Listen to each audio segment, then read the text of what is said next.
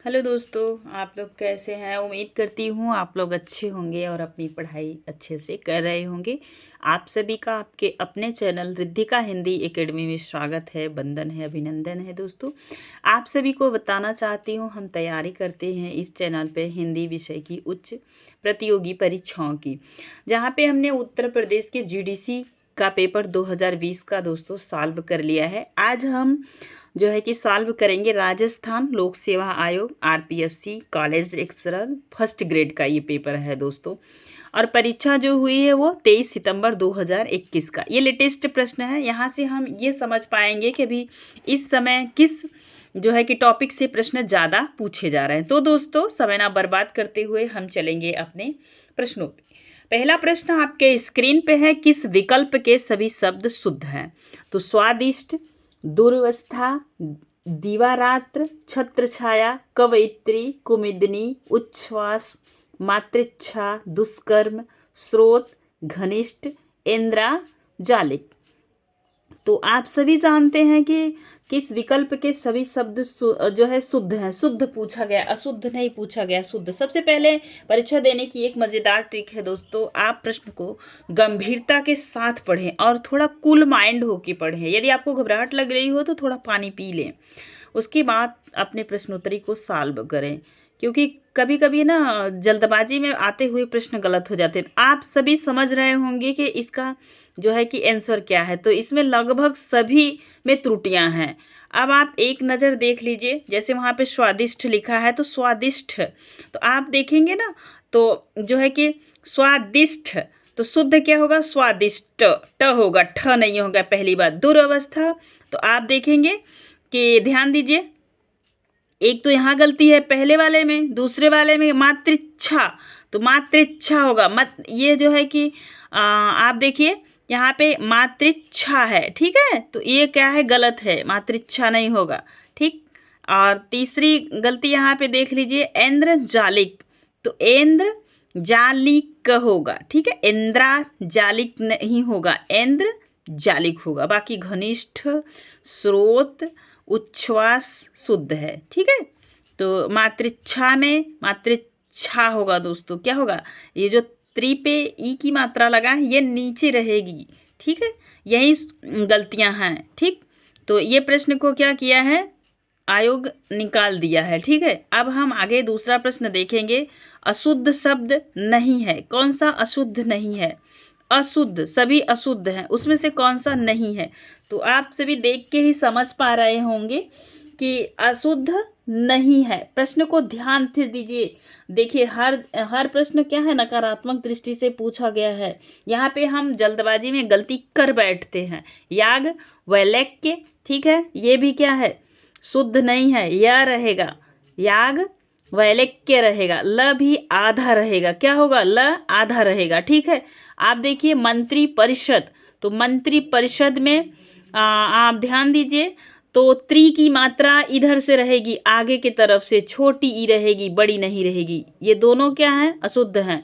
और तीसरा देखिए ज्योत्सना, तो ज्योत्सना में आप देखेंगे त और आधा स रहता है, ठीक है, पूरा स नहीं रहता, आधा स रहता है। तो यहाँ पे क्या है, अशुद्ध नहीं है, मतलब तीनों क्या है, अशुद्ध हैं। पूर्ण रप क्या है, शुद्ध है, ठीक है। आप ध्यान दीजिए, सी इसका जो है कि सी नंबर होगा। आगे चलिए देख लीजिए आप लोग एक बार, याज्ञवल्क्य कैसे शुद्ध होता है, मंत्रिपरिषद कैसे शुद्ध होता है, ज्योत्सना कैसे शुद्ध होता है। प्रश्न नंबर 3, प्रश्न को थोड़ा जल्दी जल्दी करेंगे क्योंकि प्रश्न बहुत सारे हैं। शुद्ध वाक्य नहीं है, देखिए यहाँ पे भी नकारात्मक शब्द पूछा गया वाक्य, तो इसी बहाने हमें दर्शन हो गए। अश्वमेघ का घोड़ा पकड़ा गया, उपस्थित लोगों ने संकल्प किया, और आपका यह मत ग्राह्य योग्य है। तो इसमें से क्या पूछ रहा है, शुद्ध वाक्य नहीं है, तीनों शुद्ध हैं, लेकिन नीचे वाला आप पढ़िए 4 नंबर का, आपका यह मत ग्राह्य योग्य है। तो क्या है, उक्त विकल्प में क्या है, 4 नंबर शुद्ध वाक्य नहीं है, ग्राह्य योग्य। ये तो ऐसा सेंटेंस आप नहीं पढ़े होंगे, ठीक है। बाकी इसी बहाने हमें दर्शन हो गए। अश्वमेघ का घोड़ा पकड़ा गया, उपस्थित लोगों ने संकल्प लिया किया, ठीक है, कि आज से ये गलती नहीं करेंगे या भविष्य में नहीं करेंगे। आप देखिए तीसरा प्रश्न कैसे पूछा है, वैसा ही प्रश्न ये आरपीएससी के पूछने का तरीका देखिए दोस्तों। अशुद्ध वाक्य नहीं है, फिर यहाँ पे अशुद्ध वाक्य नहीं, सारा अशुद्ध है, लेकिन इसमें कौन सा शुद्ध है, मतलब अशुद्ध नहीं है। देखिए, वह अपराधी दंड देने योग्य है, वह पुत्रवत अपनी प्रजा का पालन करता था, विद्यार्थी को मेले में अनेकों टोलियां थीं, जैन साहित्य प्राकृत में लिखा गया। ये सभी जानते हैं क्या है, ये अशुद्ध नहीं है, मतलब ये शुद्ध है। प्रश्न देखिए पूछने का तरीका, तो इसका आंसर होगा डी नंबर। ठीक है, चलिए। सार्वनामिक विशेषण युक्त वाक्य है, कौन सा है सार्वनामिक, तो विशेषण आप पढ़े होंगे ना, तो ध्यान दीजिए। इतने गुणक और रसिक लोग एकत्र हैं, दोनों के दोनों लड़के मूर्ख निकले, राम का सिर कुछ भारी सा हो गया, उसे दवा 2 घंटे के बाद दी जाए। सार्वनामिक विशेषण, तो यहाँ पे क्या होगा भाई, इतने गुणज्ञ और रसिक लोग एकत्र हैं, तो यहाँ पे क्या होगा, ए नंबर। ठीक है, यहाँ पे ए नंबर। चलिए आगे चलते हैं, ध्यान दीजिएगा क्योंकि प्रश्न कितनी बारीक से पूछे जा रहे हैं।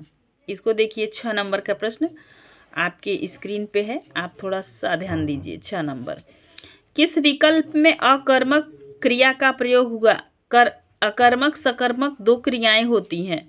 अकर्मक जहाँ पे कर्म न हो और सकर्मक कर्म के साथ। ठीक है, इनका छोटा सा ये परिभाषा आप याद रखिएगा। तो राजा ने दान दिया, क्या हुआ, कर्म हुआ। नौकर चिट्ठी लिखा, कर्म हुआ। पंडित कथा सुनाते हैं, कर्म हो रहा है। नौकर बीमार रहा, तो यहाँ पे क्या है, ये अकर्मक है, यहाँ पे कोई कर्म नहीं हो रहा, वो क्या है, बीमार है। ठीक है, तो अकर्मक आप ध्यान दीजिए, जिस शब्द से किसी काम का करना या होना समझा जाए उसे क्रिया कहते हैं। रचना की दृष्टि से क्रियाएं 2 प्रकार की होती हैं। ठीक है, और सकर्मक अकर्मक।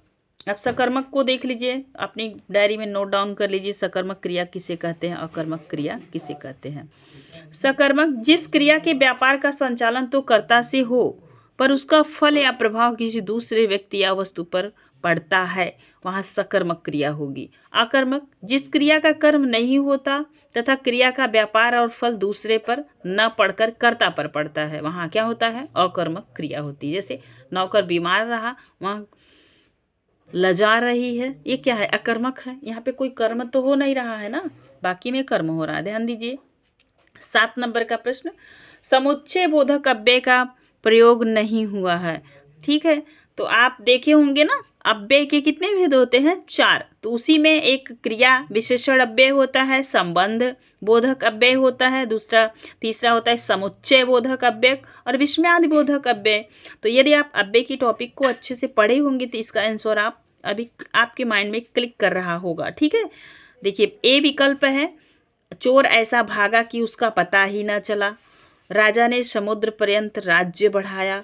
न 9 मन तेल होगा, न राधा नाचेगी। यद्यपि वह वनवासी है तो भी लोक के व्यवहारों को भली भांति जानता है।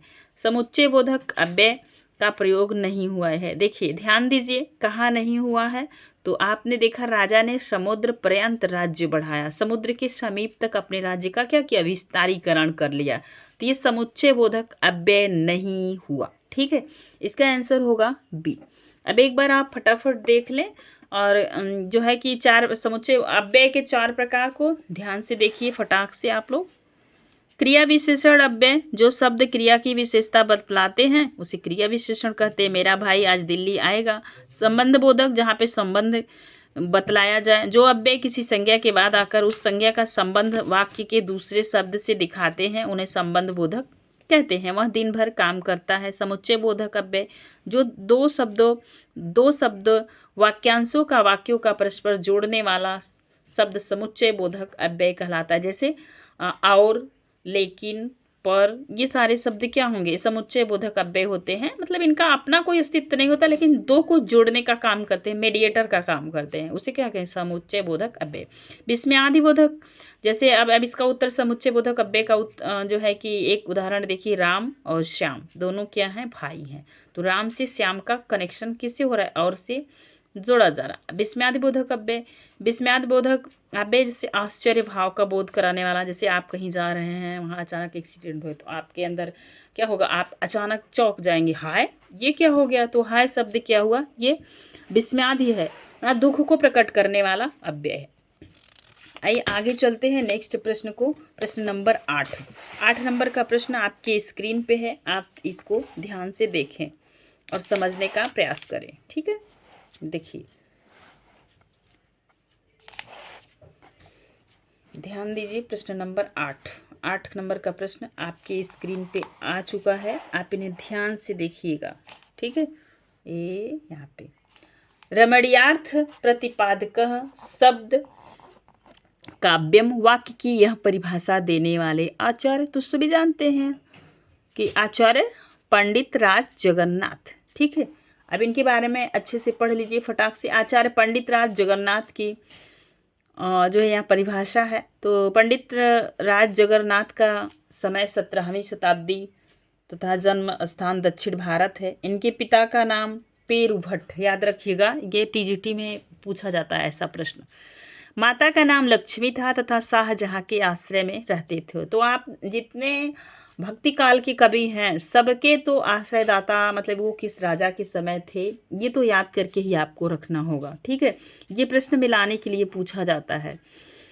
आगे चलिए, इनकी प्रमुख रचना है रस गंगाधर, चित्र मीमांसा खंडन, जगत भरण, अमृत लहरी, भामिनी विलास, शब्द कौस्तुभ, मसा तेड़ो जन, मनोरमा कुछ मर्दनी आदि। ठीक है, पंडित राज जगन्नाथ ने काव्य लक्षण को उस पूरी परंपरा पर ध्यान दिया जिस परंपरा में यह पुराना विवाद चला आ रहा था कि काव्य शब्द में होता है, अर्थ में अथवा शब्द अर्थ दोनों में। तो इसीलिए इन्होंने निर्भ्रांत भाव से कहा कि काव्य शब्द में होता है। ये प्रश्न विकल्प में आपको आ सकता है कि काव्य शब्द कहाँ होता है, तो आप यही मतलब ये प्रश्न आपसे पूछा जा सकता है कि काव्य होता है कहाँ होता है, अर्थ में कि शब्द में। ठीक है, कि दोनों में। तो आप क्या बताएंगे, काव्य शब्द में होता है। इन्होंने कहा रमणीयार्थ का प्रतिपादन करने वाला शब्द ही काव्य है। ठीक है, रमणीयार्थ प्रतिपादकः शब्दम काव्यम। ठीक, रमणीय अर्थ में रस का भाव समाविष्ट रहता है। जगन्नाथ जी ने अपनी रचना रस गंगाधर में 3 काव्य लक्षणों को प्रस्तुत किए, सामान्य, परिष्कृत, कलित। सामान्य काव्य लक्षण के अनुसार रमणीय सुंदर मनोहर अर्थ का प्रतिपादन शब्द ही काव्य है। इनके शब्दों की विशेषता अन्य आचार से कुछ अलग है। जबकि मम्मट को एक बार एक नज़र में आप देख लीजिए कि आचार्य मम्मट ने ऐसे शब्दार्थ का काव्य माना है जो दोष रहित और गुण सहित हो। दोष से रहित हो मतलब दोष ना हो उसमें, और गुण के साथ हो, उसमें गुण हो, उसमें चाहे अलंकारों का प्रयोग हो या न हो, मगर उन शब्दों में मन को पकड़ने की क्षमता अवश्य होनी चाहिए। तद दोषो शब्दार्थो सगुणावन लंकृति पुनः क्वापि, अर्थात जो रचना दोष रहित हो, शब्द अर्थ से युक्त हो, गुण सहित हो और कहीं कहीं अलंकृत हो, काव्य कहलाती है। अब आपसे पूछा जा सकता है कि काव्य किसे कहते हैं, तो आपका उत्तर क्या होगा कि काव्य में प्राण की प्रतिष्ठा। आप मम्मट के अनुसार गुण तो काव्य में प्राण की प्रतिष्ठा करते हैं और अलंकार उसके शरीर की शोभा में वृद्धि करते हैं। किसके अनुसार है, मम्मट के अनुसार। अब आप एक नज़र आचार्य विश्वनाथ के अनुसार देखिए, उन्होंने रस युक्त वाक्य को ही काव्य माना। रस वाक्यम रसात्मकम काव्यम, ये पंक्ति कई बार परीक्षा में पूछी गई है, किसकी है। इस परिभाषा में विश्वनाथ ने रस का उल्लेख करके परिभाषा को अधिकाधिक रूप से पूर्ण बनाने का प्रयास किया है। वाक्य शब्द में शब्द और अर्थ दोनों सम्मिलित रहते हैं। इस प्रकार का रसात्मक शब्द में काव्य का अनुभूति पक्ष और वाक्य, ठीक है, रसात्मक शब्द में काव्य का अनुभूति पक्ष और वाक्य शब्द में अभिव्यक्ति पक्ष आ जाता है। आचार्य कुंतक, इन्होंने आह्लाद कारक कवि व्यापार से युक्त सुंदर रचना संपन्न व्यवस्थित शब्द और अर्थ को काव्य कहा है। शब्दार्थो सहितो वक्रम कवि व्यापार शालिनी। ठीक है, बंधे व्यवस्थितो काव्यम तच्छ आह्लाद कारिणी। अर्थात ध्यान दीजिए, इसका अर्थ भी दोनों लाइन का, दोनों पंक्ति की आप समझ लीजिए। अर्थात आह्लाद मतलब कि खुशी प्रदान करने वाला। कारक कवि व्यापार से युक्त सुंदर रचना से व्यवस्थित शब्द और अर्थ को काव्य कहते हैं, मगर कवि उन शब्दों में से ऐसे शब्दों का प्रयोग करता है जो उसके व्यवस्थित अर्थ को पूर्णतया प्रकट कर सके। ठीक है, क्या करें, अर्थ को प्रकट कर सके। साथ ही वे इतने रमणीय हो कि सहृदय को भी आह्लादित कर दे। जिनके पास हृदय न हो, मतलब उतना जल्दी वो आनंदित न होने वाले, उन्हें भी आह्लादित कर दे, मतलब उन्हें खुशियाँ प्रदान कर दे, कि उन्हें भी समझ में चीज़ें आए। चलिए 9 नंबर के प्रश्न पे चलेंगे और प्रश्नों का नेचर देखिए किस तरीके से आरपीएससी फर्स्ट ग्रेड में पूछा गया प्रश्न है। वैसे भी RPSC first grade second grade से थोड़ा सा टफ माना जाता है, ठीक है, लेकिन आप यदि इनकी प्रैक्टिस अच्छे से करे रहेंगे तो अब आने वाली जो आरपीएससी की परीक्षा 22 दिसंबर को है, अच्छा आप कर जाएंगे। अंतःकरण की वृत्तियों के चित्र का नाम कविता है कहकर कविता की परिभाषा देने वाले आचार्य हैं, कौन है? तो आप सभी जानते हैं, महावीर प्रसाद द्विवेदी। महावीर प्रसाद द्विवेदी से एक प्रश्न हर परीक्षा में पूछा जाता है। ठीक है, उपरोक्त परिभाषा महावीर प्रसाद द्विवेदी ने कविता के स्वरूप को समझाने का उद्देश्य से दी है। अंतःकरण की वृत्तियों के चित्र का नाम कविता है। द्विवेदी जी ने एक स्थान पर सादगी, असलियत और जोश के समन्वित रचना को भी काव्य माना। वे लिखते हैं, शिक्षित कवि की युक्तियों में चमत्कार का होना परम आवश्यक है। यदि कविता में चमत्कार नहीं, कोई विलक्षणता नहीं, तो उससे आनंद की प्राप्ति नहीं हो सकती है। जबकि आचार्य रामचंद्र शुक्ल जी क्या कह रहे हैं, देखिए, शुक्ल जी ने अपने चिंतामणि निबंध संग्रह, जो आप जाते हैं चिंतामणि 4 भागों में है, तो इनके चिंतामणि निबंध संग्रह में काव्य के स्वरूप को स्पष्ट करते हुए एक लेख में लिखा है कि जिस प्रकार आत्मा की मुक्ता अवस्था रस दशा कहलाती है, उसी प्रकार हृदय की मुक्ता अवस्था रस दशा कहलाती है। ठीक है, हृदय की इसी मुक्ति की साधना के लिए मनुष्य की वाणी जो शब्द विधान करती आई है, उसे कविता कहते हैं। शुक्ल के अनुसार ये परिभाषा कई बार पूछी हुई है दोस्तों। ठीक है, और केंद्र की आप कोई भी परीक्षा दे रहे हो, शुक्ल जी से प्रश्न ना बने, यह तो पाठक को शोभा नहीं देता है। ठीक है, बाबू गुलाब राय के अनुसार देख लीजिए, इन्होंने रसात्मक वाक्य को काव्यदर्श मानकर, ठीक है, अपने काव्य लक्षण का निर्माण किया है। काव्य संसार के प्रति कवि की भाव प्रधान किंतु क्षुद्र वैयक्तिक संबंधों से मुक्त मानसिक प्रतिक्रियाओं की कल्पना के ढांचे में ढली हुई श्रेय की प्रेम रूपा प्रभावोत्पादक अभिव्यक्ति है। बाबू श्याम सुंदर दास, इन्होंने काव्य साधना को शब्द साधना माना है तथा भिन्न भिन्न काव्य कृतियों को समष्टि संग्रह को साहित्य कहा है। ठीक है, काव्य वह है जो हृदय में अलौकिक आनंद या चमत्कार की सृष्टि करे। कौन सा काव्य है? ठीक है, देखिए नेक्स्ट 10वां नंबर का प्रश्न आपके स्क्रीन पे है दोस्तों। प्रश्न की व्याख्या थोड़ी ज़्यादा है, तो उबे ना, वीडियो में यदि यहाँ तक बने हैं तो वीडियो में कंटिन्यू रहे ताकि प्रश्न आपको समझ में आ जाए। आचार्य जयदेव ने अंगीकरोति यम वाक्यम कहकर किस आचार्य के काव्य लक्षण को चुनौती दी है? क्षेमेंद्र, मम्मट, भामा, अप्पय दीक्षित। तो आप सभी जानते हैं मम्मट। ठीक है, इसका आंसर होगा 2, मम्मट। आचार्य जयदेव ने अंगीकरोति यह काव्यम शब्दार्थ वनलंकृति असो न मन्यते कस्माद् अनुषणा मलंकृति परिभाषा कहकर आचार्य मम्मट के काव्य लक्षण को चुनौती दी है। आचार्य मम्मट जयदेव के अनलंकृति का उत्तर अपनी परिभाषा में देते हैं। काव्य प्रकाश वृत्ति में मम्मट, यानी काव्य प्रकाश वृत्ति इनकी रचना है। ठीक है, मम्मट ने अपने अलंकार संबंधी इस मंतव्य को स्पष्ट करते हुए बताया है कि क्वचित् स्फुट लंकार विरहे डपि न काव्यात्मक हानि। क्षेमेंद्र ने क्या कहा है? गुणालंकार। ठीक है, ध्यान दीजिए, गुणालंकार गुणालकार सहितो शब्दार्थो दोषावर्जितो काव्य काव्यविदो विदः। इनके अनुसार, भामक के अनुसार आप देख लीजिए, शब्द और अर्थ से युक्त वाक्य काव्य है। शब्दार्थो सहितो काव्यम। भट्टतौत के अनुसार काव्य हेतु प्रतिभा की व्याख्या है, प्रतिभा की व्याख्या है, ध्यान दीजिए। तो इसका भी आंसर आपको आप जान पा रहे होंगे कि प्रज्ञा नवोन्मेष शालिनी प्रतिभा मता। प्रतिभा नवोल्लेख शालिनी प्रज्ञा, अपूर्व वस्तु निर्माण क्षमा प्रज्ञा।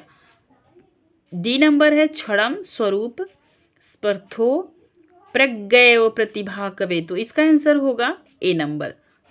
प्रज्ञा नौन में शालिनी प्रतिभा, प्रतिभा क्या है, प्रज्ञा क्या है, बुद्धि क्या है, ये क्या है आप सभी जानते हैं। काव्य हेतु का क्या है, एक अच्छा साधन है। व्याख्या देख लीजिए एक बार इसकी, आप समझ जाएंगे। काव्य हेतु का अर्थ है कारण, मतलब किस चीज के लिए आप खोज कर रहे हैं उसका कारण तो आपके दिमाग में क्लिक करना चाहिए ना।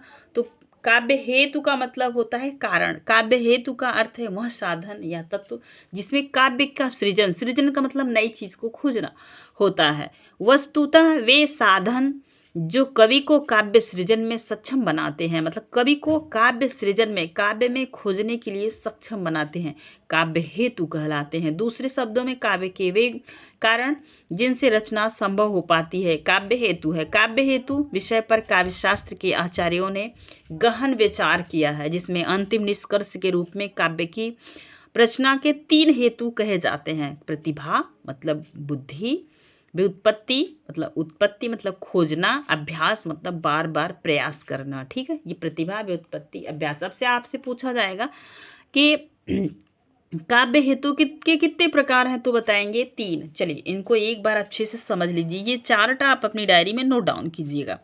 काव्य हेतु विभाजन, व्युत्पत्ति, प्रतिभा, व्युत्पत्ति, अभ्यास, कार्यत्री। अभी प्रतिभा को पूछा जाएगा तो आप बताइएगा 2 भागों में प्रतिभा को बांटा जाता है, कार्यत्री प्रतिभा, भावेत्री प्रतिभा। अब कार्यत्री को 3 भागों में बांटा गया है, सहजा, आहार्या, औपदेशिकी। ठीक है, प्रतिभा माना जाता है कि यह काव्य की अनिवार्य शक्ति है जिसके बिना काव्य सृजन संभव नहीं होता। करत करत अभ्यास जड़मती होई सुजान, रसरी आवत जात सिल पर पड़त निशान। यह आपने बहुत बार सुना होगा। ठीक है दोस्तों, गुरुजनों के मुंह से कि प्रतिभा क्या होती है, आप बार बार अभ्यास करेंगे तो जड़मत होत सुजान। ठीक है, तो ध्यान दीजिए। इसीलिए प्रतिभा को जन्मजात दैवी शक्ति और संस्कार रूप माना गया है। भट्टतौत क्या कहते हैं कि नए नए भाव के उन्मेष से युक्त प्रज्ञा को प्रतिभा कहा जाता है। उन्मेष का मतलब होता है खोजना। ठीक है, नए भाव को जो आपके दिमाग में चल रहा है उसे आप खोज के ला रहे हैं। प्रज्ञा मतलब बुद्धि होता है। प्रतिभा मतलब आप कितने टैलेंट है आपके अंदर।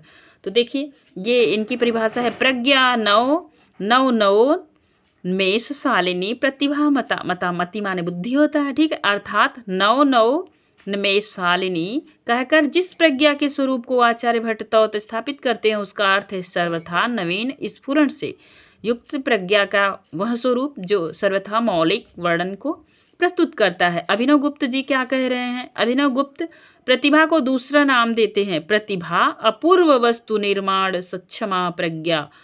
प्रतिभा क्या है, अपूर्व, जिसे माने नहीं, जिसे जाना नहीं जाता पहले से, उस वस्तु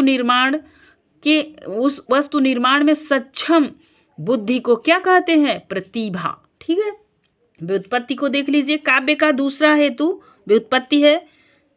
व्युत्पन्ना शब्द का अर्थ है संस्कार मार्जन, मतलब बार बार संस्कार। देखिए आप देखे होंगे घर में, अगर जो बच्चे संस्कार युक्त होते हैं समाज उन्हें लाइक करता है, पसंद करता है। वही कह रहे हैं काव्य का दूसरा हेतु व्युत्पत्ति। व्युत्पन्नता शब्द से अर्थ है संस्कार मार्जन, मतलब बार बार उसे संस्कार देते देते उनकी कमियों को सुधार के व्यक्ति को एक विशेष व्यक्ति बना देता है। कवि के लिए संस्कार मार्जन अनिवार्य है, कारण कि शास्त्रादि के ज्ञान के अभाव में प्रज्ञा मलिन रहती है। प्रज्ञा क्या होती है, बुद्धि क्या होती है, मलिन होती है, गंदी होती है। ठीक है, राजशेखर ने व्युत्पत्ति की परिभाषा दी है, उचिता अनुचिता विवेको व्युत्पत्ति। उचित और अनुचित का विवेक ही क्या है, व्युत्पत्ति है। अभ्यास का अर्थ है निरंतर प्रयास। निरंतर प्रयास से कवि की अभिव्यंजना भावाभिव्यक्ति में अधिक प्रांजलता, माधुर्य इत्यादि का संचार होता है। राजशेखर ने निरंतर प्रयास करते रहने को अभ्यास कहा है। ठीक है, अब आपके स्क्रीन पे 12 नंबर का प्रश्न आ चुका है दोस्तों, और ये भी प्रश्न पूछने का तरीका आप ध्यान दीजिए। आचार्य और काव्य प्रयोजन का सुमेलन कीजिए। सहृदय तो की प्रियता धनार्जन दंडी, रस की निष्पत्ति चतुर्वर्ग, फल की प्राप्ति आनंदवर्धन, लोक व्यवहार का ज्ञान, लोकोत्तर आनंद लाभ कुंतक, कीर्ति व कीर्ति विश्वनाथ। तो इसमें से क्या पूछ रहा है? आचार्य और काव्य प्रयोजन का सुमेलित जोड़ा। सुमेलन नहीं है, तो इसमें तो आप समझ पा रहे होंगे कि सहृदयता क्या है? दंडी का है। रस की निष्पत्ति चतुर्वर्ग फल की प्राप्ति आनंदवर्धक का है, तभी तो आप खुश होंगे। और लोक व्यवहार का ज्ञान लोकोत्तर आनंद लाभ कुंतक का है। अब कीर्ति व कीर्ति विश्वनाथ का है। ये विश्वनाथ का क्या है? नहीं है, गलत है। कीर्ति और कीर्ति किसका है? तो आप सभी जानते हैं किसका है, बताइए आप लोग। इसको आप कमेंट के माध्यम से बताइएगा, ठीक है। चलिए इसकी व्याख्या को देख लेते हैं। एक आध क्वेश्चन आप भी बताया करिए, आपके कमेंट से हमें बहुत उत्साह मिलता है। जो कमियां हो उसे भी बताइए, क्या कमी रह जाती है उसे हम सुधार करके और स्पष्ट करेंगे। काव्य प्रयोजन, ठीक है। आप देखिए, किसी भी कार्य को करने के पीछे उसके कर्ता का कोई ना कोई उद्देश्य अवश्य होता है। आप सभी जानते हैं, को लेखक होता है ना, उसके दिल में ठेस लगता है, वो समाज की किसी चीज को देखता है, उसके दिमाग में वो चीज कचोटती है, तो फिर वो क्या करता है? उसके पीछे उसका माइंड होता है, फिर उसको अपने भावना के अनुसार कविता या कहानी में उसे क्या करता है? संग्रहित कर देता है, ठीक है। जैसे आप आत्मकथा देखिए, लोगों की आत्मकथा पढ़ के दूसरे लोग मोटिवेट होते हैं। जो थोड़ी सी समस्या में डिमोटिवेट हो जाते हैं, वो क्या करते हैं? मोटिवेशनल वीडियो देखते हैं कि हर व्यक्ति के जीवन में असफलताएं हैं, लेकिन असफलता में ही हमें क्या खोजनी है? सफलता, ठीक है। वही कह रहे हैं, किसी भी कार्य को करने के पीछे उनके कर्ता का कोई ना कोई उद्देश्य अवश्य होता है। मानव की प्रत्येक प्रवृत्ति हेतु मूलक है। यही हेतु मनुष्य को कार्य में प्रवृत्त करता है। कारण जो होता है ना, मुझे ये चीज़ चाहिए तो चाहिए, उससे हम क्या करेंगे वो आपके दिमाग में होना चाहिए।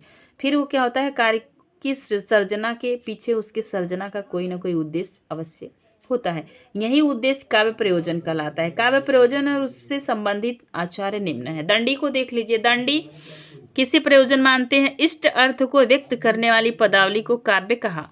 शरीरम तावदिष्टार्थ व्यवच्छिन्ना पदावली। आनंदवर्धक जी क्या मानते हैं? आनंद वर्धन इनकी रचना है। ध्वन्यालोक में लिखा है, सहृदय काव्य के आनंद का आस्वादन ग्रहण करता है। इन्होंने रस की निष्पत्ति चतुर्वर्ग फल की प्राप्ति को काव्य प्रयोजन माना है। देखिए इनका जो कोटेशन देख लीजिए, तेन ब्रूम सहृदय मन प्रियते तत्स्वरूपम, अर्थात काव्य का प्रयोजन प्रीति आह्लादयल, हृदया आह्लाद, ठीक है। हृदय को क्या कर दे? उज्ज्वलित कर दे, प्रज्वलित कर दे, मतलब खुशियां दे दे। व्यक्ति को दिमाग क्या हो? थोड़ा सा मोटिवेट हो जाए।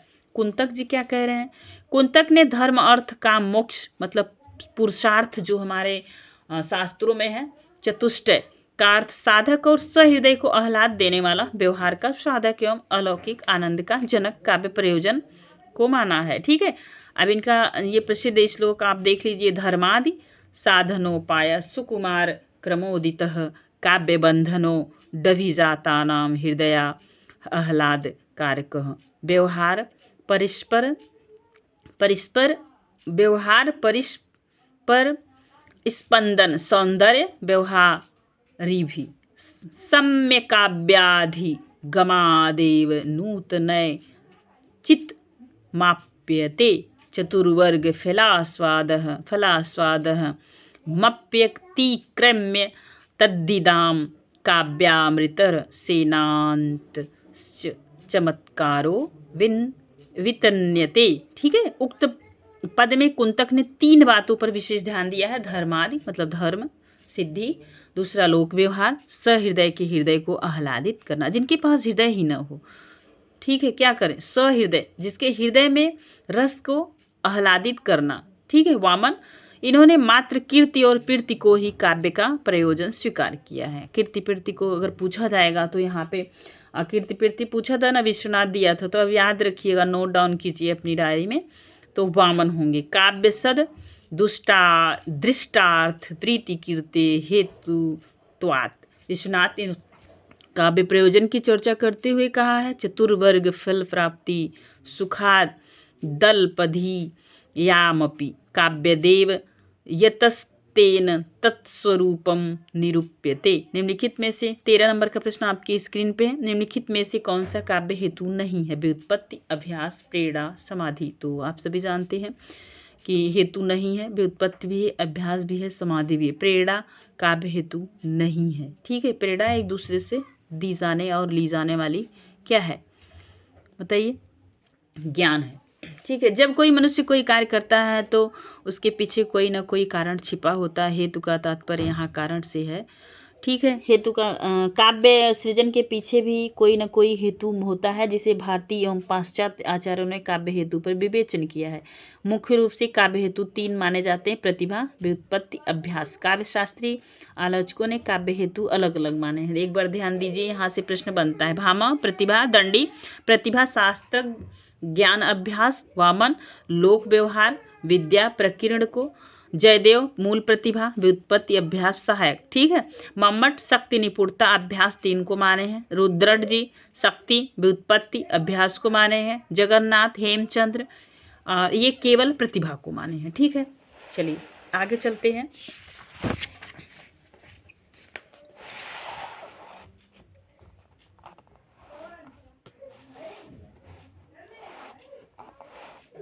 ये देख लीजिए, आचार्य मंगल तथा श्यामदेव ने काव्य हेतु के लिए निम्नलिखित तत्वों की चर्चा की है: समाधि, अभ्यास और इन दोनों के संयोग से उत्पन्न शक्ति, प्रतिभा तथा व्युत्पन्नता है। समाधि, कुछ आचार्य समाधि को काव्य का हेतु मानते हैं। राजशेखर के अनुसार मन की एकाग्रता समाधि है। जैसे आप सभी जानते हैं ना कि वो गौतम बुद्ध जी बोधि वृक्ष के नीचे क्या किए थे, एकाग्रचित हो गए थे, तो वहाँ पे उनको क्या मिला था, ज्ञान। तो ये कह रहे हैं समाधि, कुछ आचार्य समाधि को काव्य का हेतु मानते हैं। राजशेखर के अनुसार मन की एकाग्रता समाधि है। मतलब जब आप एकाग्र मन चित्त से, चित्त आपका शांत होता है तो वहाँ पे क्या होता है, आप एकाग्र होते हैं तभी आपका ना चित्त शांत होगा। तो वहाँ पे क्या मिलेगा आपको, जिस चीज़ के लिए आप वहाँ प्रयास कर रहे हैं वो चीज़ें आपको मिल जाती है। श्यामदेव के अनुसार कार्य कर्म समाधि का ही परिणाम है। वामन ने समाधि को अवधान कहा है। राजशेखर ने शक्ति प्रतिभा व्युत्पत्ति को काव्य हेतु माना है। अन्य काव्य हेतु की व्याख्या प्रश्न जो है कि आपने देख लिया है। अब 14 नंबर का प्रश्न आपके स्क्रीन पे है दोस्तों, और आज का ही अंतिम प्रश्न है क्योंकि वीडियो लंबा हो जाएगा, तो आज इस वीडियो को यहीं एंड करेंगे। आप अंतिम प्रश्न को देखें। साहित्य मनुष्य के अंतर का उच्छलित आनंद है, जो उसके अंतर्मन में अटाए नहीं अट सका था। साहित्य का मूल यही आनंद का अतिरेक है। अच्छलित आनंद के अतिरेक से उद्भूत सृष्टि ही सच्चा साहित्य है। साहित्य संबंधी अवधारणा किसकी है, तो सभी जानते हैं आप। ए नंबर है आचार्य रामचंद्र शुक्ल, बी नंदुलाल वाजपेयी, डॉक्टर नगेंद्र, आचार्य हजारी प्रसाद द्विवेदी। तो इसका उत्तर क्या होगा, आचार्य हजारी प्रसाद द्विवेदी, क्योंकि साहित्य पे बहुत ज़्यादा काम किए हैं। ठीक है, और इनकी भाषा संस्कृत निष्ठ भाषा है। कभी भी आचार्य हजारी प्रसाद की भाषा भी पूछी जाती है। शुक्ल जी की अवधि है। ठीक है, नंद दुलारे वाजपेयी की खड़ी बोली है। तो और नगेंद्र की आप कमेंट कीजिएगा। चलिए, उपरोक्त साहित्य संबंधी अवधारणा आचार्य हजारी प्रसाद द्विवेदी जी का है। शुक्ल जी क्या कहते हैं, अव्यक्त की अभिव्यक्ति जगत का है, अतः कविता अभिव्यक्ति की अभिव्यक्ति है। ठीक है, आचार्य नंदुलाल वाजपेयी, साहित्य से हमारा आशय उन विशिष्ट और प्रतिनिधि रचनाओं से है जो किसी युग के भावात्मक जीवन का प्रतिबिंब होती है, जो समाज और सामाजिक जीवन की भली या बुरी दशा में ले जाने की प्रबल सामर्थ्य रखती है। नगेंद्र जी, आत्मा अभिव्यक्ति ही मूल तत्व है जिसके कारण कोई व्यक्ति साहित्यकार और उसकी कृति साहित्य बन पाती है। ठीक है, तो दोस्तों आज के रहे ये 14 प्रश्न, और आप इस वीडियो को एंड तक देखें, इसके लिए दिल से आभार। और लगातार इस चैनल से आप जुड़े रहें। कोशिश पूरी रहेगी कि आपको बहुत अच्छा कंटेंट दे पाएँ दोस्तों। अभी तो ये प्रश्नोत्तरी चल रही, आगे हम कहानी, नाटक, उपन्यास पे जो यूजीसी नेट के पाठ्यक्रम में लगे हैं, कुछ कहानियाँ हम करा दिए हैं, आप उन्हें देखें। अगर आपकी कोई डिमांड होगी तो आप कमेंट कीजिएगा, आगे आप क्या पढ़ना चाहते हैं, आप किस राज्य से हैं दोस्तों। वीडियो पसंद आए तो एक लाइक कीजिएगा ताकि यूट्यूब आगे भी लोगों के पास भेजे दोस्तों। मेरे प्रयास के लिए आप एक कमेंट कीजिएगा कि वीडियो आपको कैसा लगा। आज के लिए बस इतना ही। Thank you so much.